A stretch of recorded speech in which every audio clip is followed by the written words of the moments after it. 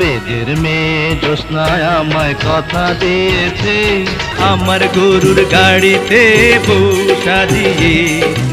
ইলিয়াস কাঞ্চন একজন বাংলাদেশি চলচ্চিত্র ও নাট্য অভিনেতা। ওগো সাথী আমার তুমি কিছু বলো না। নিরাপদ সড়ক চাই সংগঠনের প্রতিষ্ঠাতা সভাপতি।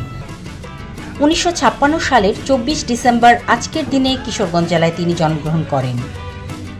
1977 সালে বসুন্ধরা চলচ্চিত্রের মাধ্যমে চলচ্চিত্রে অভিনয় শুরু করেন। 300টিরও বেশি চলচ্চিত্রে অভিনয় করেছেন তিনি।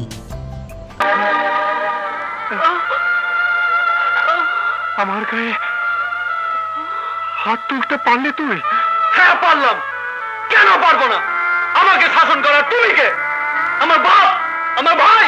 আমি তোকে ঘৃণা করি না, করুণাও করিনি, ভালোবাসার অভিনয় করিনি। তোকে আমি আমার চেয়েও বেশি ভালোবাসি নীলা। 1989 সালের তার অভিনীত বেদের মেয়ে জ্যোৎস্না ছবিটি এখন পর্যন্ত বাংলাদেশের সর্বাধিক ব্যবসা সফল ও জনপ্রিয় চলচ্চিত্র হিসেবে স্বীকৃত।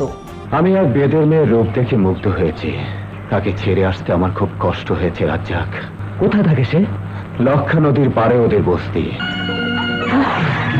তিনি একাধিকবার জাতীয় চলচ্চিত্র পুরস্কার ও বাদশাহ পুরস্কার অর্জন করেছেন।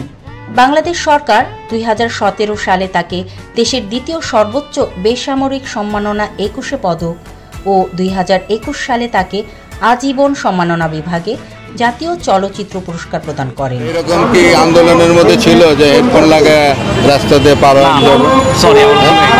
বঙ্গ নিউজ বিটিসি চ্যানেল পরিবারের পক্ষ থেকে প্রাণঢালা শুভেচ্ছা ও গভীর ভালোবাসা।